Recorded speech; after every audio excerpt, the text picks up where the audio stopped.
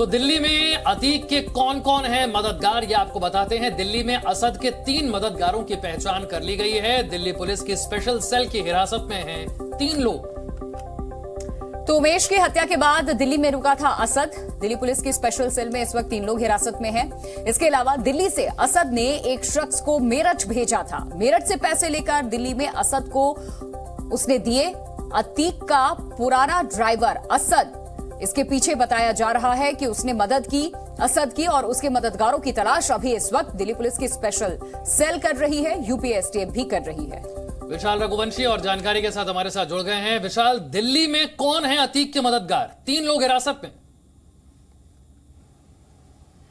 देखिए, बिल्कुल अतीक की मदद करने में 3 लोग हिरासत में लिए गए हैं, जिनमें अतीक का एक पुराना ड्राइवर है, उसके साथ साथ 2 अन्य और लोग हैं, और इन्हीं में से एक व्यक्ति को अतीक के बेटे असद ने मेरठ भेजा था। मेरठ में जाकर इस व्यक्ति ने बाकायदा जाकर डॉक्टर अखलाक से पैसे लिए थे। पैसे लेने के बाद वो वहाँ से सीधे असद के पास पहुँचा था, और इसी व्यक्ति ने ही बाकायदा असद को बॉर्डर क्रॉस भी कराया गया था। तो मतलब साफ है कि ये 3 ऐसे मददगार हैं जो बाकायदा अतीक के लिए पहले भी काम करते रहे हैं और पुराने वफादार रहे हैं अतीक के। तो ऐसे में अब इन तीनों पर ही जो है दिल्ली पुलिस ने जो है शिकंजा कसाया, और खास तौर से लगातार जांच एजेंसियां अब एक एक करके तमाम मददगारों को तलाश रही हैं। उसी कड़ी में इन तीनों की जानकारी जो है वो सामने आई। इनमें से एक जो ये व्यक्ति, जो पहला व्यक्ति है, वो अतीक अहमद का पुराना ड्राइवर रहा है और काफ़ी लंबे समय तक अतीक अहमद के साथ चला है। उसके बाद अतीक के ही कहने पर इसने दिल्ली की तरफ जो है रुख किया था, और वहाँ पर जाकर भरोसेमंद के तौर पर जो है दिल्ली में अतीक के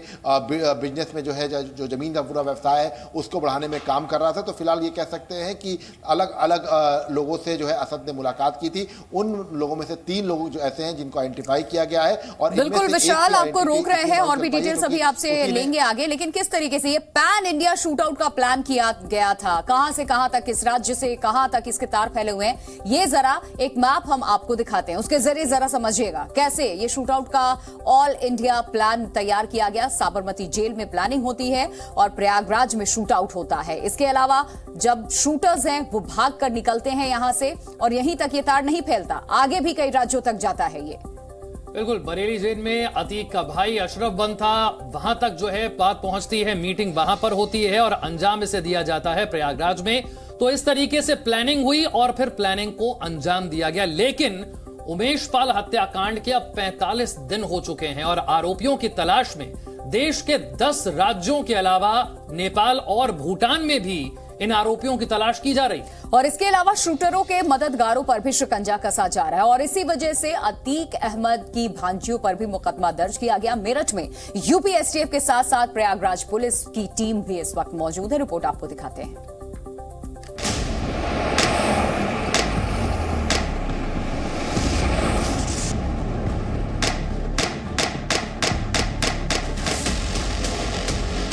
प्रयागराज के उमेश पाल हत्याकांड के आरोपियों में से एक असद की तलाश यूपी पुलिस को आज भी है।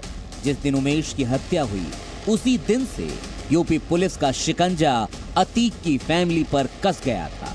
ये बात और है कि पुलिस अपनी रणनीति साझा नहीं कर रही है, लेकिन अतीक के अपराध का जाल कहां तक फैला है, इस बात का अंदाजा आप इसी अतीक की साजिशों से बखूबी लगा सकते हैं।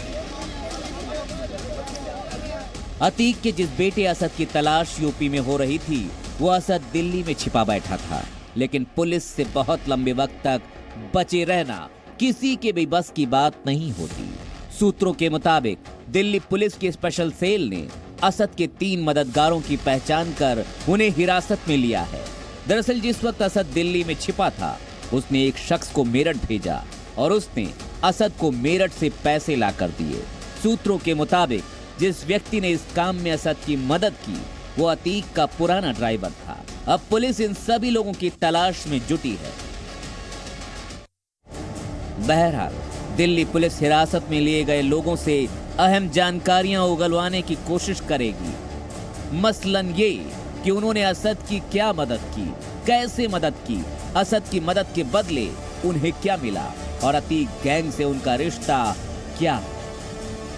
लेकिन एक बात तो तय है कि उमेश पाल के हत्यारे अब ज्यादा दिनों तक छिपे नहीं रह सकते, क्योंकि पुलिस लगातार इस केस की कड़ियों को जोड़कर काम शुरू कर चुकी है। अब सिर्फ इंतजार इस बात का है कि कब उमेश पाल मर्डर में शामिल शूटर्स गिरफ्तार होते हैं, क्योंकि वो ही बताएंगे कि कौन कौन इस गुनाह में शामिल है, जुड़ा हुआ है। ब्यूरो रिपोर्ट, ज़ी मीडिया। और देखिए शूट आउट में किस तरह से लेडी ब्रिगेड भी शामिल है। शूट आउट गैंग की लेडी ब्रिगेड में कौन कौन है, जरा आपको यह बताते हैं कौन कौन आरोपी बनाए गए हैं। अतीक की पत्नी शाइस्ता परवीन इस केस में आरोपी है, जिस पर अब इनाम 25,000 के बजाय 50,000 तक कर दिया गया है। इसके अलावा अतीक की बहन आयशा नूरी भी इस केस में आरोपी बनाई गई है। इसके अलावा अतीक की 2 भांजियां आयशा नूरी की बेटियां, वो भी इस केस में शामिल है। जांच उन तक भी पहुंच गई है।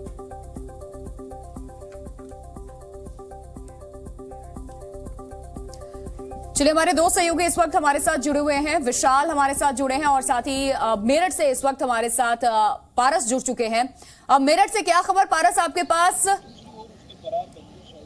देखिए, बिल्कुल अतीक के बहनों अखलाक की गिरफ्तारी के बाद जब प्रयागराज पुलिस के रडार पर है, जो अतीक की बहन है आयशा नूरी और उसकी जो 2 बेटियां हैं, वो प्रयागराज पुलिस के रडार पर आ गई है। प्रयागराज पुलिस ने अब इन लोगों को आरोपी माना है। इस पूरे मामले में एक सीसीटीवी फुटेज वायरल होता है जिसमें गुड्डू मुस्लिम हत्याकांड की वारदात को अंजाम देने के बाद पश्चिम उत्तर प्रदेश के मेरठ पहुंचा था, जिसके बाद डॉक्टर अखलाक ने उससे गले मिले और उसके बाद जो घर में महिलाएं मौजूद थी, अतीक की बहन जो और उसकी जो भांजिया थी वो मौजूद थी, उन्होंने उसका इस्तेमाल किया था। जिसके बाद जब ये सीसीटीवी फुटेज सामने आया तो प्रयागराज पुलिस भी हरकत में आ गई। पुलिस ने फिलहाल इन लोगों के खिलाफ अब मुकदमा दर्ज कर लिया है और कार्रवाई करने के मोड में जुट गई है। अगर वास्तविक स्थिति की अगर बात करें तो इस वक्त जो अखलाक का जो घर है, वहां पर जो अतीक की बहनें हैं और वो सब फरार बताई जा रही है। फिलहाल अतीक के पुराने ड्राइवर तक पुलिस पहुंच चुकी है, उससे भी पूछताछ हो रही है। कुछ मिला क्या सर्च ऑपरेशन में? इसमें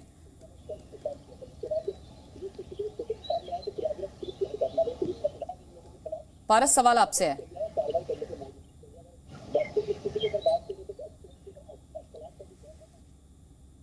पारस से एक बार फिर कनेक्ट करने की कोशिश हम करेंगे। एक बार फिर से विशाल रघुवंशी के पास चलते हैं। विशाल, जो आरोपियों के मददगार हैं, जो उनके सहयोगी हैं, उन तक तो पुलिस पहुंच पा रही है, लेकिन वजह क्या है इतने दिनों बाद भी जो फरार शूटर हैं उन तक पुलिस नहीं पहुंच पाई? देखिए, इसमें सबसे बड़ी वजह जो है वो ये है कि तमाम जो शूटर्स हैं, या शाइस्ता परवीन हो या असद हो, ये लोग लगातार अपनी लोकेशन बदल रहे हैं और इसके साथ साथ ये लोग जब बातचीत भी कर रहे हैं, जो कम्युनिकेशन ये अपना रहे हैं, ये फेस टाइम कॉल का प्रयोग कर रहे हैं। तो ये अपने आप में एक बड़ी चीज़ है और ख़ास बात यही है कि लगातार ये लोकेशन बदलने की वजह से ट्रेस नहीं हो पा रहे हैं। सपोज करिए कि अगर माफिया अतीक अहमद के कोई जानने वाला पकड़ा जा रहा है या किसी को हिरासत में लिया जा रहा है, तो तुरंत ही ये लोग उससे संपर्क तोड़ दे रहे हैं। इसके साथ साथ अलग अलग जगहों पर इनकी लोकेशन पाई जा रही है। जब तक टीम पहुंच रही है तब तक ये अपनी लोकेशन जो है चेंज करते रहे। मतलब साफ है कि इनका इंटेलिजेंस, अगर हम बात करें, जो इनका जो नेटवर्क है वो पुलिस के इंटेलिजेंस बिल्कुल, और इसी वजह से 45 दिन बाद भी उन शूटर्स तक पुलिस नहीं पहुंच पाई। लेकिन देखिए किस तरीके से एक एक करके कड़ियां लगातार सामने आ रही हैं और पहले दिन से ये कहा जा रहा था विशाल कि ये पूरा एक नेक्सस है। अब देखिए पूरा अतीक का परिवार इसमें शामिल है। यूपी के माफिया डॉन अतीक अहमद के परिवार पर अब कानून का शिकंजा कसता जा रहा है। एक तरफ अतीक की पत्नी की तलाश तेज है तो दूसरी तरफ उसके बेटे अली अहमद को भी उमेश पाल मर्डर केस में आरोपी बना लिया गया। और इन सब के बीच में अतीक को हाई सिक्योरिटी बैरक में शिफ्ट कर दिया गया। यानी अतीक के परिवार के गुनाहों का हिसाब अब तय है। रिपोर्ट आपको दिखाते हैं।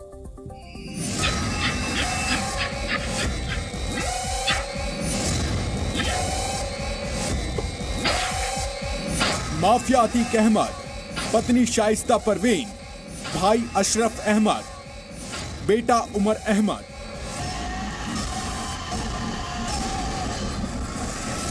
ये सब के सब प्रयागराज के उमेश पाल मर्डर केस में आरोपी बनाए जा चुके हैं। लेकिन अब इस लिस्ट में 2 और नाम जुड़ गए हैं। प्रयागराज पुलिस ने अपनी जांच को आगे बढ़ाते हुए अतीक के दूसरे नंबर के बेटे अली अहमद और अतीक की बहन आयशा नूरी को आरोपी बना लिया है। अली अहमद पर जेल में रहकर उमेश मर्डर केस की साजिश का आरोप है, जबकि आयशा नूरी पर आरोप है कि उसने उमेश पाल के हत्यारों को भगाने में भूमिका निभाई है। अली अहमद तो नैनी जेल में बंद है, लेकिन पुलिस को अब आयशा नूरी की तलाश है। आयशा नूरी के पति अखलाक को पुलिस इस केस में पहले ही गिरफ्तार कर चुकी है। दरअसल उमेश पाल हत्याकांड के बारे में माफिया अतीक के बहनोई अखलाक को भी जानकारी थी। अखलाक को पता था कि उमेश पाल की हत्या कब और कैसे होगी। इस बीच अतीक अहमद के चकिया वाले पुश्तैनी घर में एक विवादित पोस्टर लगाया गया है।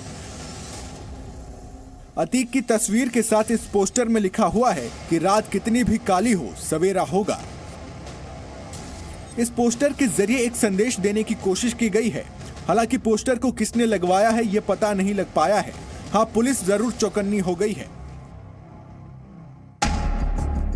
माफिया अतीक अहमद की पत्नी शाइस्ता परवीन की गिरफ्तारी पर इनाम राशि को 25,000 से बढ़ाकर 50,000 रुपए कर दिया गया है। उमेश पाल की हत्या के बाद से शाइस्ता परवीन भी फरार है। यूपी पुलिस शाइस्ता परवीन की तलाश के लिए पोस्टर तक लगा चुकी है। इतना ही नहीं, साबरमती जेल में बंद अतीक अहमद की भी मुश्किलें बढ़ गई हैं। साबरमती जेल में बंद अतीक को हाई सिक्योरिटी बैरक से दूसरी बैरक में शिफ्ट कर दिया गया है।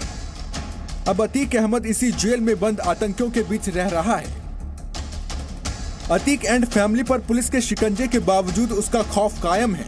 अतीक के गुर्गे असाद कालिया के आतंक से त्रस्त साबिर हुसैन ने प्रयागराज में अपना घर छोड़ दिया है। साबिर हुसैन अलकमा सुरजीत डबल मर्डर मामले में पैरोकार है और इसी केस में अतीक और उसका भाई आरोपी हैं। साबिर हुसैन ने पुलिस से सुरक्षा की मांग की है। लगातार हमको धमकियां मिलती थी, मेरे घर पे चढ़ के बहुत सारी बदतमीजी की उन्होंने।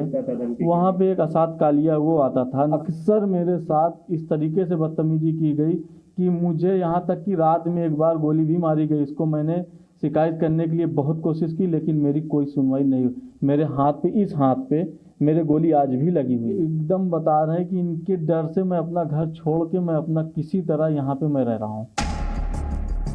24 फरवरी को प्रयागराज में उमेश पाल की हत्या हुई। एक के बाद एक शूटर्स ने उमेश पर गोलियां दागी और फिर फरार हो गए। योगी सरकार इसके बाद से एक्शन में है और इस केस से जुड़े आरोपियों पर कार्रवाई हो रही है। कई जगहों पर बुलडोजर एक्शन भी देखने को मिला है, लेकिन यूपी पुलिस के सामने आज भी चुनौती यही है कि उमेश के गुनहगार कब गिरफ्तार होंगे। ब्यूरो रिपोर्ट, जी मीडिया। जी न्यूज़।